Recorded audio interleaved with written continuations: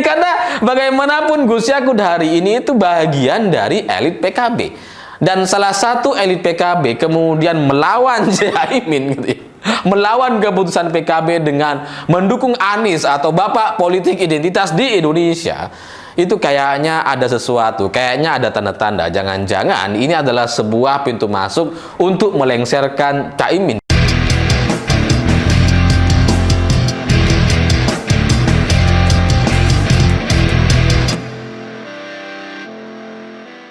Selamat malam semuanya. Hari ini terjadi perseteruan yang sangat-sangat sengit antara Menteri Agama Gus Yakut dengan Caimin. Gara-garanya dalam sebuah acara, Gus Yakut sempat mengatakan agar di pemilu tahun 2024 nanti masyarakat diminta untuk melihat rekam jejaknya. Masyarakat diminta untuk tidak tertipu dan memilih orang yang hanya bermulut manis. Jangan sampai kemudian terpesona dengan janji-janji. Jadi dari pernyataan ini nampaknya membuat Caimin dan PKB jadi kepanasan.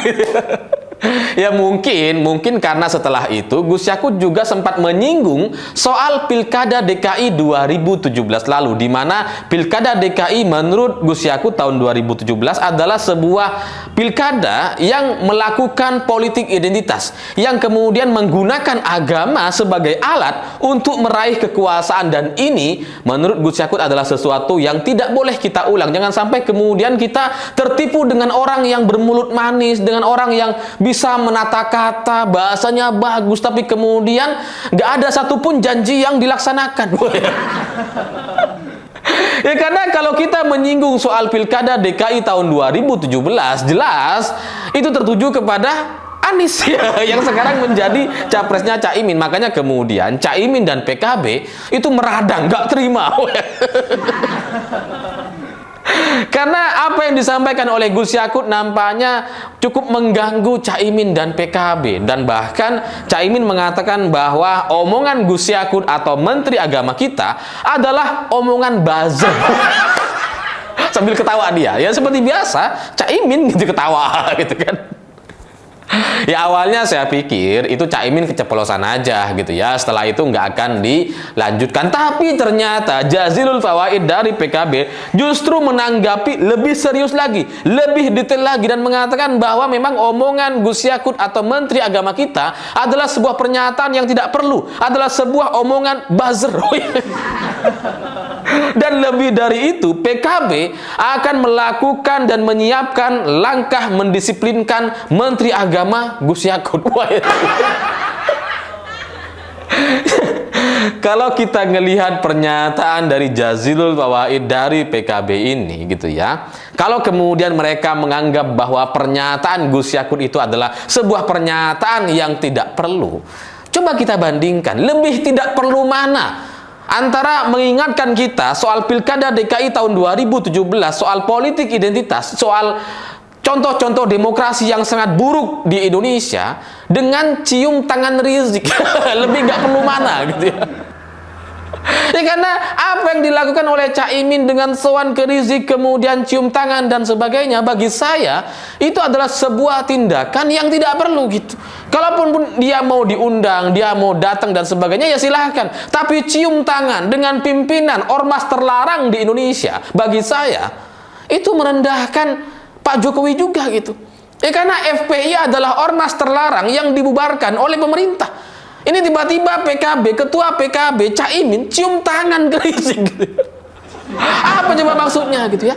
Secara pribadi gitu ya, kalau kita mau menghilangkan soal status Rizik sebagai pimpinan ormas terlarang, secara pribadi Rizik ini ya bolak-balik masuk penjara, kasusnya banyak, tapi kenapa kemudian Caimin cium tangan ke Rizik gitu? Ini kan memalukan banyak orang. Orang-orang yang selama ini menghormati Caimin, menganggap Caimin sebagai Gus dan sebagainya, tiba-tiba cium tangan ke orang yang sudah bolak-balik masuk penjara, orang yang menjadi pimpinan ormas terlarang di Indonesia. Itu kan gak penting sekali gitu. Jadi kalau PKB menganggap pernyataan Gus Yakut atau Menteri Agama kita adalah sebuah pernyataan yang tidak perlu, bagi saya sekali lagi lebih gak perlu Caimin cium tangan ke Rizik. Masa ketua umum PKB yang legal, yang resmi, cium tangan ke ormas terlarang, yang dibubarkan. Itu kan merendahkan PKB secara keseluruhan gitu. Lalu kalau kemudian PKB mau mendisiplinkan Gus Yakut gitu ya, apa coba yang mau didisiplinkan? Pernyataan Gus Yakut soal Pilkada DKI 2017 itu adalah sebuah pernyataan yang benar. Itu adalah sebuah fakta sejarah yang disaksikan oleh jutaan orang. Kita semua tahu bahwa itu adalah praktek politik identitas di Indonesia. Itu adalah sebuah contoh bagaimana agama digunakan, dimanfaatkan sedemikian rupa untuk mendukung salah satu calon. Sampai kemudian di hari tenang saja, mereka menggunakan tamasya Al-Ma'idah, menggunakan nama surah dalam Al-Quran untuk dijadikan sebuah gerakan untuk melakukan demonstrasi dan kampanye gitu. Ya karena dengan menggunakan nama Al-Ma'idah yang itu ada menjadi bagian dari surah dalam Al-Quran gitu ya. Ya kita kan jadi agak ragu kemudian untuk membubarkan atau melarang dan sebagainya. Karena mereka sudah menggunakan tamasya Al-Ma'idah gitu ya. Jadi dari sini kita bisa melihat politik identitas, politik sara, politik agama yang digunakan oleh orang-orang para pendukung Anies di tahun 2017 lalu adalah sebuah fakta sejarah dan tidak ada yang perlu dikoreksi dari itu. Kalau yang mau dikoreksi ya Aniesnya, tapi gimana caranya? Sudah terjadi, sejarah itu sudah terjadi, nggak bisa dibenarkan, nggak bisa dikoreksi, dan bahkan nggak bisa dicuci. Ya nggak bisa lah, sudah terjadi gitu. Jadi kalau kemudian PKB mau melakukan evaluasi atau mendisiplinkan Menteri Agama, apa coba yang mau didisiplinkan? Long pernyataannya benar. Itu sama seperti kita bicara soal Prabowo tahun 98 misalkan dengan kasus penculikan. Itu adalah sebuah fakta sejarah yang tidak bisa dibantah oleh siapapun. Jadi kalau kemudian kita bicara soal kasus penculikan yang dilakukan oleh Prabowo dan timnya, itu benar, bukan hoax, bukan sebuah kampanye hitam atau apapun, itu benar. Itu terjadi tahun 98, sama seperti Pilkada DKI 2017. Itu terjadi dan kita bisa melihatnya bersama-sama gitu. Masih baru kok, tahun 2017 kan baru beberapa tahun yang lalu, baru 5 tahun yang lalu. Masa iya kita sudah mau lupa gitu ya. Jadi yang mau didisiplinkan dari Menteri Agama bagi saya ya itu adalah sebuah pernyataan yang menunjukkan kepanikan atau menunjukkan sebuah arogansi kekuasaan yang dimiliki oleh Caimin dan kawan-kawan di PKB, karena mungkin menganggap bahwa Gus Yakut sebagai kader dari PKB, menjadi menteri dari PKB, kemudian Gus Yakut dianggap harus ikut dengan apapun keputusan PKB. Ya sebagai sebuah kader boleh aja ikut gitu. Tapi soal politik identitas dan sara, politik agama di Pilkada DKI 2017 adalah sebuah fakta sejarah yang nggak bisa dihapuskan oleh siapapun, bahkan oleh PKB itu sendiri nggak bisa. Jadi ketika kita melihat ada para pendukung Ahok yang tidak disolati, ada masjid yang tidak mau mensolati jenazah yang mendukung Ahok, itu adalah sebuah fakta sejarah. Itu nggak bisa kita bantah. Sampai kapanpun itu sudah terjadi. Dan Anies Baswedan sampai hari ini sama sekali belum menyatakan permintaan maaf atau meluruskan soal kampanye-kampanye sara dan politik identitas tahun 2017 lalu. Dia nggak bicara apa-apa soal itu. Dia malah nampaknya menikmati dan mendiamkan gitu. Jadi kalau kemudian Gus Yakut mengingatkan kita semua masyarakat Indonesia untuk tidak terperdaya, untuk tidak terpesona dengan orang-orang yang berjanji-janji dan kemudian bermulut manis, terlebih soal politik identitas tahun 2017, bagi saya itu adalah sebuah pernyataan yang sangat-sangat harus kita hormati gitu. Itu adalah fakta sejarah gitu. Dan ketika PKB kemudian melawan dan mengancam akan memberikan disiplin, sanksi disiplin kepada Gus Yakut, Gus Yakut langsung melawan gitu ya, melawan balik gitu ya. Dia bilang bahwa ya dia tidak akan mencabut pernyataannya karena semua pernyataan yang sudah dia sampaikan itu adalah pernyataan yang benar. Ini cocok ini gitu ya. Kalau orang-orang kayak gini, orang-orang yang mau melawan untuk satu kebenaran, untuk sesuatu yang memang sudah terjadi gitu ya, dia nggak mau minta maaf karena ditekan, karena diancam-ancam dan sebagainya, itu kita suka. Karena satu semangat gitu ya. Karena jangan sampai karena hanya tekanan-tekanan kemudian kita jadi melemah dan kemudian minta maaf, jangan gitu ya. Dan dari sini, dari perseteruan PKB ini gitu ya, antara Caimin dengan Gus Yakut hari ini, saya terus terang curiga gitu ya, Caimin ini nggak lama lagi. Ya sebenarnya isu-isu ini saya sudah dengar cukup lama gitu, tapi dengan adanya perseteruan antara Gus Yakut dengan Caimin, kayaknya ini pintu masuknya ya. Ya karena bagaimanapun Gus Yakut hari ini itu bagian dari elit PKB, dan salah satu elit PKB kemudian melawan Caimin gitu ya, melawan keputusan PKB dengan mendukung Anies atau bapak politik identitas di Indonesia.